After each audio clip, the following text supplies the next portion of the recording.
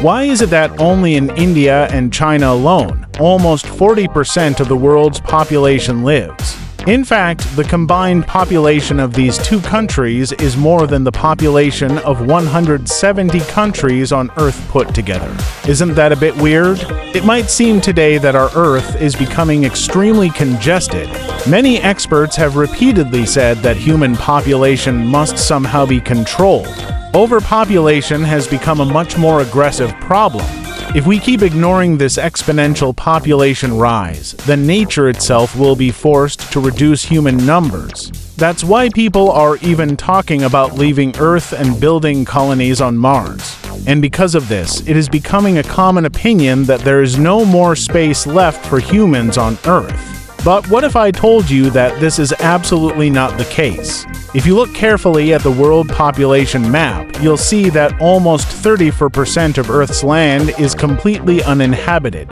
But now look toward Asia. In just two countries, India and China, about 2.7 billion people live. That's 270 crore, meaning that around 36% of the world's population exists only in these two countries, both located in a single continent, Asia. How is this possible?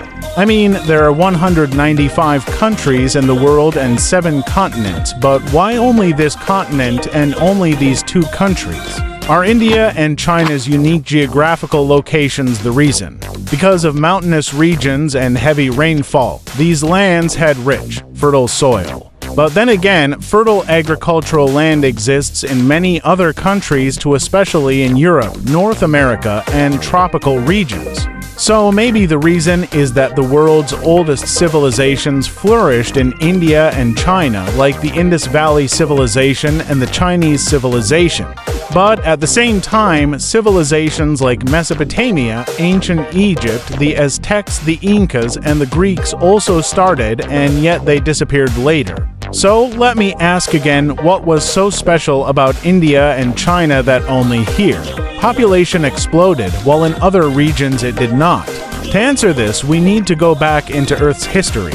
When modern Homo sapiens first appeared on Earth, it's believed human evolution began in Africa. But nearly 295,000 years later, when people in other parts of the world were still living in caves in the Indian subcontinent, double-story buildings had already been constructed. I'm talking about the Indus Valley civilization.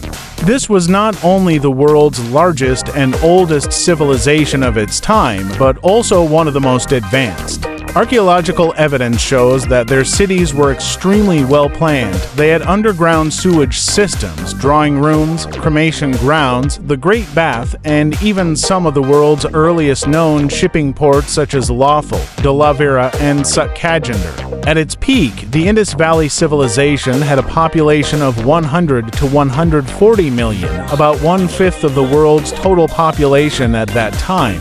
Around the same time, 4,000 kilometers away in China, another civilization was flourishing. The Chinese civilization centered around the Yellow River Basin with its capital at Anyang.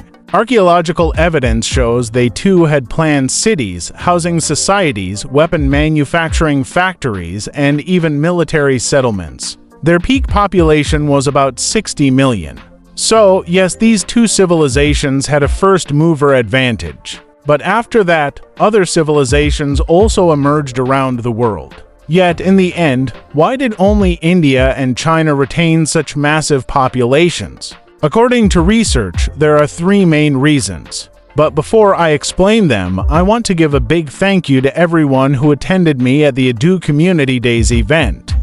The middle section of your text shifts into a blog-style recount of attending the Edu Community Days event in Gandhinagar, meeting subscribers, and discussing how Edu apps can help businesses manage operations more efficiently. I'll condense this part for clarity in English.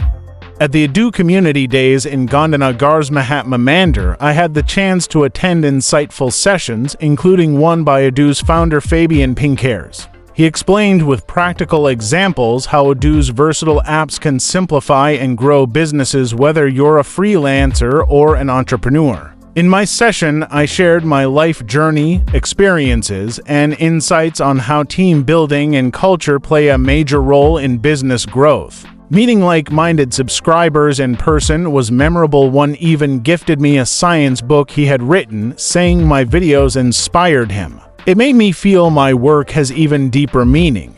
Back to our main topic: why India and China's population grew so disproportionately. Reason 1. Physiography.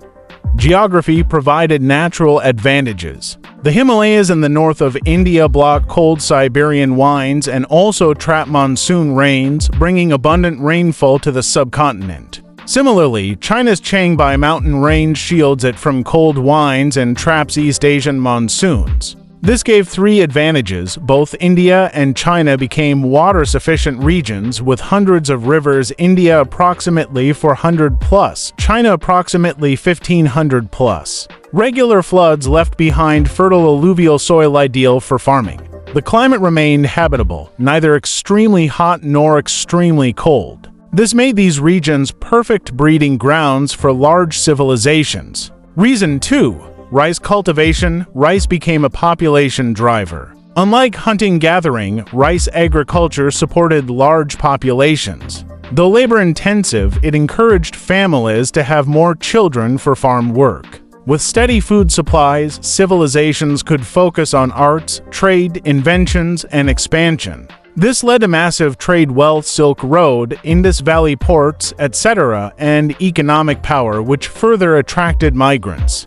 Reason 3. Historical invasions and survival. Despite repeated invasions, India and China didn't lose population at the catastrophic levels that Europe and the Middle East did. For example, the Mongols wiped out up to 90% of Persia's population, but never conquered India. Europe's Black Death wiped out 50 to 80 million people, but India was spared. World wars killed 95 million globally, devastating Europe, but India's losses were smaller. In fact, many invaders who came to India and China stayed and settled, adding to population growth. By 1750, British records showed India's population was already 170 million, while all of Europe's was only about 60 to 64 million. Later, policies also mattered. China's Mao Zedong called childbirth a national duty and rewarded women with heroic mother awards. In India, cultural preference for sons meant families often had 5 to 6 children. The Green and White Revolutions boosted food security, further supporting population growth. Meanwhile, in the West, industrialization made children more expensive and birth control pills reduced fertility rates. And today, India has even surpassed China to become the most populous country. Yes, overpopulation creates problems: corruption, poverty, poor infrastructure, unemployment. But I believe this weakness can also be our greatest strength. With 1.4 billion people, we also have 1.4 billion minds, 66% of them young. Countries like Japan, South Korea, and Italy are struggling with aging populations, but India's youth is its unique asset. Success, whether personal or national, depends on recognizing and leveraging unique strengths. If we can harness our population as a strength, it could push our nation forward. Would you like me to summarize this into a crisp explanation of just the 3 key reasons why India and China ended up with the world's largest populations?